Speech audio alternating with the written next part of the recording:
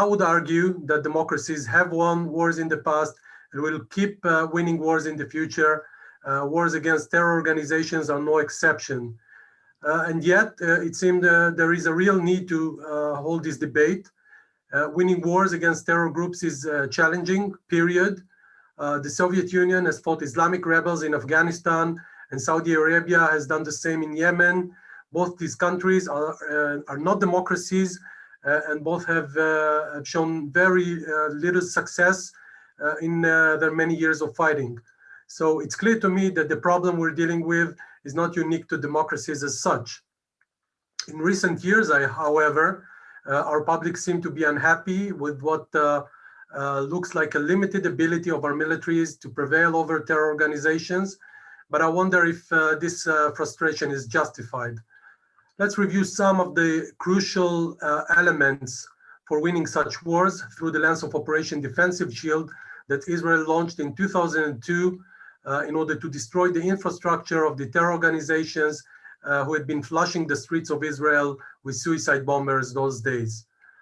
First, when we send our soldiers to fight, we have to believe that the war is absolutely needed to protect our homeland. In 2002, the public widely supported the operation, and this was crucial for its success.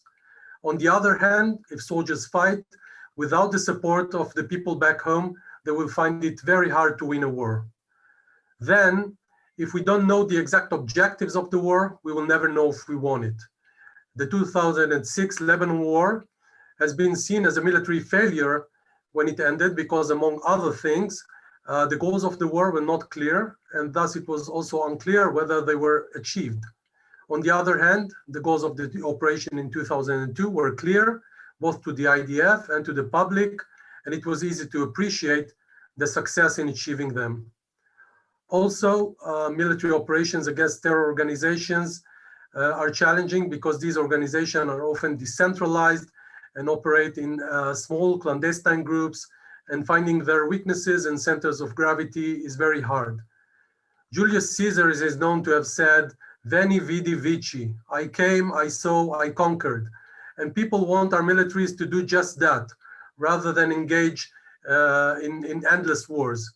But reality is that defeating terror groups is a long-term effort and requires a lot of strategic patience and adaptation.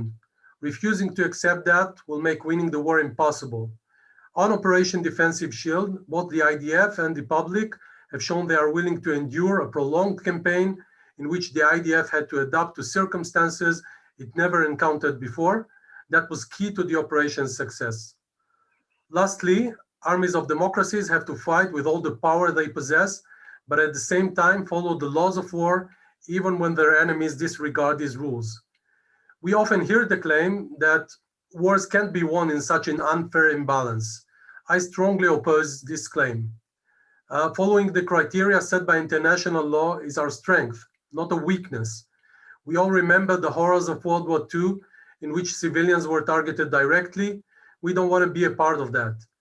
At the same time, we should also fight against efforts by various groups to distort the interpretation of the laws of war in a way that makes it almost impossible for law-abiding armies to win the war. That was never the intention of the intent of these laws. On the contrary, these laws were drafted in order to allow the military to win the war while mitigating civilian harm. The distortion of the concept of proportionality is especially egregious. Proportionality requires that collateral damage will not be excessive comparing to military gain. Terror groups choose to fight from within civilian surroundings. To win in such a setting will sometimes require using immense military power. As long as this power is needed to achieve significant military gains, proportional attacks may tragically cause significant civilian casualties. This will not be a violation of international law. On the other hand, unlawful acts, such as intentional killing of civilians or using human shields, may serve the purpose of terror groups, but do not promote the gains of a professional military. Therefore, the claim that destroying or disobeying international law will make winning the war easier is false.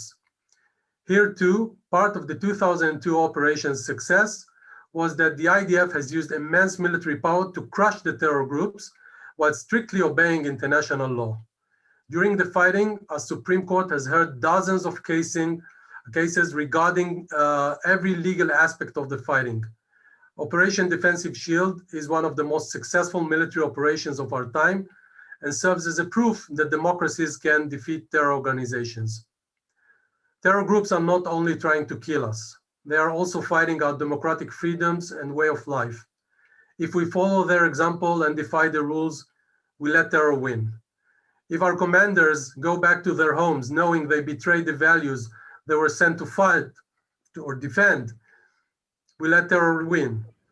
If we interfere with the proper operation of all branches of our government at war, we let terror win again. And we cannot let terror win.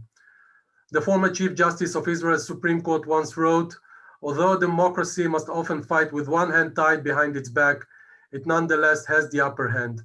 We should all subscribe to this if we want to ensure that we win our wars against terror while remaining faithful to our values. Thank you.